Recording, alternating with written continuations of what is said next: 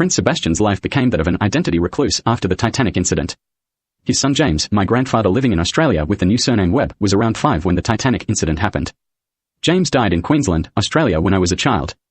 I saw him at a family reunion here in Gippsland when I was young. The Titanic was not the only ship it happened to, either.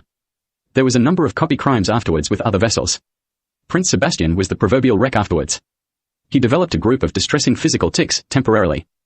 He ended up living a reclusive lifestyle on a beautiful property in Scotland with stunning views, a lake, castle, and other features. It was used as a film set in the James Bond movie Skyfall at the end of the film, but not with the original building. In the chilling months it had freezing cold mists at ground level that travelled down the slope at alarming speed, and ankle-freezing temperatures, Phantom of the Opera style. Prince Sebastian was originally buried in the graveyard near the small chapel that featured in the movie. When he did start slowly emerging during his recovery, World War I was officially declared after his cousin Archduke Franz Ferdinand and his wife were assassinated in 1914. In 1916 his father Emperor Franz-Joseph I died during attacks on royal families when the war was in progress. Replacement successor to be Charles had already been abducted and murdered before the death of my great-great-grandfather Emperor Franz-Joseph I. An attempt was made to replace Charles with an impostor, a younger half-brother of Albert Einstein. Those attacks also claimed the Romanov royal family of Russia, whose monarch was my great-grandmother Tsarina Alexandra Fyodorova. Most people were unaware that Emperor Franz-Joseph I was another one of the royal victims. After World War I, Prince Sebastian's Habsburg dynasty was eventually dissolved as the Constitutional Monarchy of Austria and Hungary, directly caused by the impostor Charles. Austrian lunatics, not including my Habsburg ancestors, had by then already copied from Australia's name. It left only residual royal titles. I am an eligible Duke of Austria and an eligible Lord of Hungary. If it was possible to reinstate the Habsburg dynasty as the Constitutional Monarchy of Austria and Hungary, the new emperor-to-be would not be me as the first choice. One of my eligible cousins would be ahead of me regardless, and it is really not worth debating. Prince Sebastian travelled to and from Scotland and Germany to visit relatives, with his home base still in Scotland. He was a close relative of German President Paul von Hindenburg and visited him and his family quite often. He also looked remarkably similar to von Hindenburg, but noticeably around 30 years younger. Some thought almost identical. When my great-grandfather Kaiser Adolf Hitler the Hohenzollern went into politics officially in the 1930s, my great-grandfather Prince Sebastian was around to see him on the campaign trail and attended a number of campaign speeches. He thought Prince Imperial Adolf was quite handsome and in a difficult situation given he was abdicated to by Wilhelm II in 1918. In the lead-up to the 1933 election, the Workers' Party were wearing Prince Imperial Adolf's monogram flag on armbands as an election gimmick, and support for him finally ascending to monarch. Paul von Hindenburg died in 1934 aged 86, the year after Prince Imperial Adolf won a seat in the 1933 election and was elected Chancellor of Germany by the Parliament. Internet searches of Paul von Hindenburg's name result in pictures of my great-grandfather Prince Sebastian Habsburg appearing. Some of them very private and very distressing, including photographs taken by Kaiser Adolf. In the 1940s Sebastian and Adolf seemed to be close to each other without anything happening. In 1942, approximately, they met and had conversations. Around that time Sebastian took a job as Kaiser Adolf's temporary chauffeur and part-time security guard. On the first day he arrived very formally dressed and Kaiser Adolf took pictures of him with his camera. They formed a sexual relationship on Sebastian's first day as temporary driver. Below are 2 of Kaiser Adolf's photographs that day. He soon joined Kaiser Adolf in the back of the vehicle as he was too unreliable at getting Kaiser Adolf to and from events on time. In 1943 Kaiser Adolf officially asked Prince Sebastian if he wanted to become his official Hohenzollern royal consort, and he said yes. They were already casually living together. They became the officially documented same-gender royal Hohenzollern couple. A brave thing for them to do under the circumstances. There are surprisingly large numbers of photographs of them together.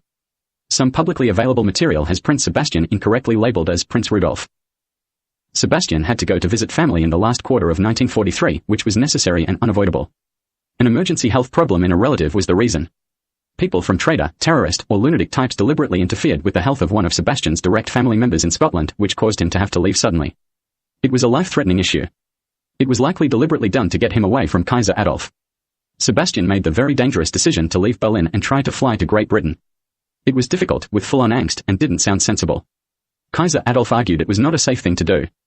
Kaiser Adolf I and his official consort Sebastian said a public farewell to each other at a train station in November 1943. The appearance of the farewell made some assume they had broken up as a couple. Consort Prince Sebastian caught a train to Hamburg, then a light plane to Scotland. When he left, Berlin was a fully functioning city with a reduced population compared to more peaceful times, with its citizens firmly in semi-lockdown. Whilst Prince Sebastian was away, his partner Kaiser Adolf I was abducted from a dinner hosted in a hotel in Berlin by his cousin Albert Einstein's sister Sadie, who was also his cousin. He was shipped to the former Yugoslavia and made a prisoner of war in an underground train station until his escape in 1959.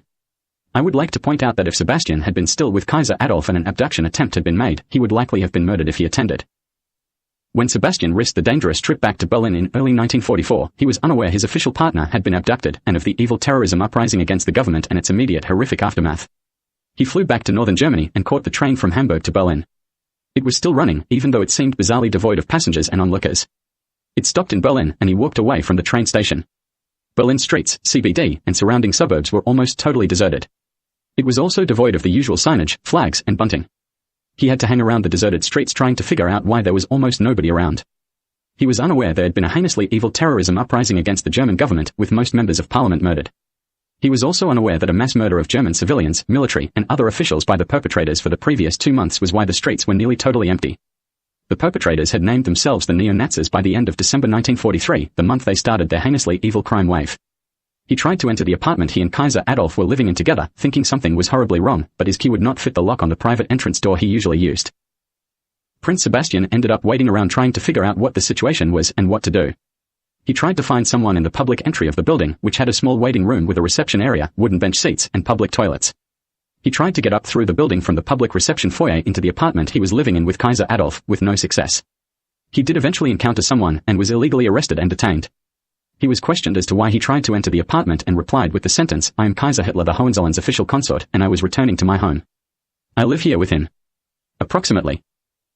He was photographed during the first few questions with a newspaper snapshot-style camera, chosen because he had regularly appeared in German newspapers and newsletters over the previous year after being photographed with a similar camera with his partner Kaiser and Chancellor Adolf.